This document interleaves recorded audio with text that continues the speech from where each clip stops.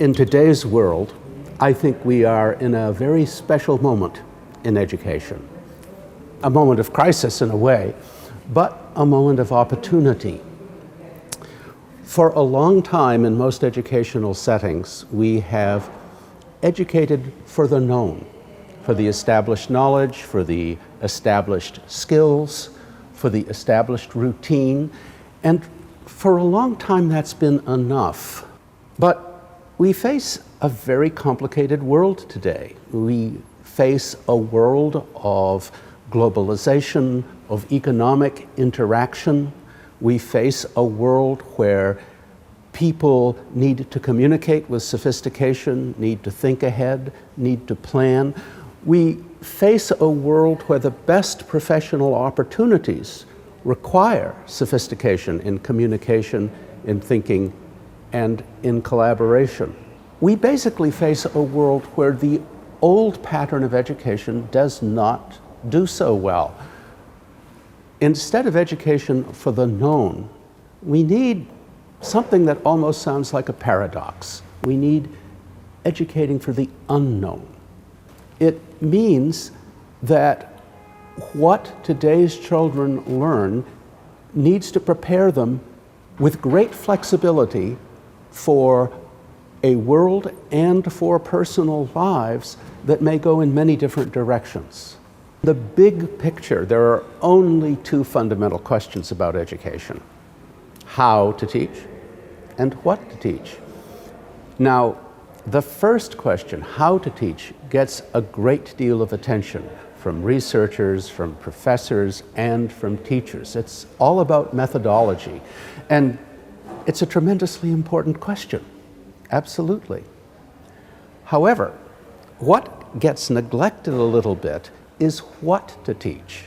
We teach more or less the same thing today that we did 10 years ago, or 20 years ago, or even 50 years ago, with a little bit of updating. The question we have to ask is, today, this topic, is it likely to play a significant role in the lives today's learners are likely to live? If you ask that question about a typical curriculum, here you might say yes, there you might say no.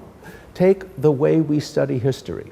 Often we study history as a matter of looking closely at particular events. Let's say the French Revolution, the American Revolution, the Roman civilization. It's all about those episodes. Well, those specific episodes aren't going to come up again. They're past. But if the study of history is reframed so those episodes become lenses to look at the way the contemporary world works, to look at the way the world of the future works, or to look at other slices of history, then they're much more powerful. So one has, if you like, reframed the study of a particular to function much more broadly, and therefore it becomes much more meaningful in the lives learners are likely to live. There are many features of today's world that change the opportunities of education. But for me, maybe the most important is digital technologies. They really create marvelous opportunities for a style of learning that is deeper and broader. What we want is to recognize the power of digital technologies to be educationally transformative rather than to do traditional education in a seemingly modern way.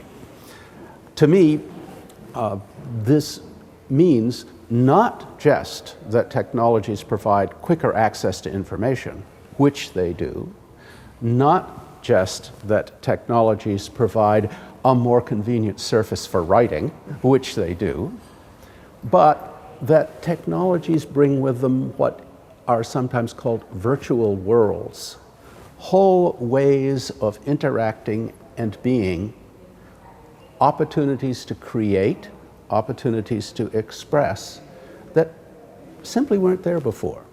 There are many ideas in science that are very hard to conceptualize, but technologies can provide ways of visualizing these and ways of exploring these concepts actively that are much clearer than a set of equations on a page and much sharper than whatever visualizations one can make without technological aids. What does relativity look like when you move near relativistic speeds?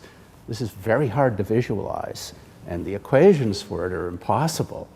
But it's quite easy to create virtual environments where one can experience relativistic effects. So the opportunities here are wonderful, and I look forward to an era where they will be taken, those opportunities, more and more every day in the rhythm of learning in our schools.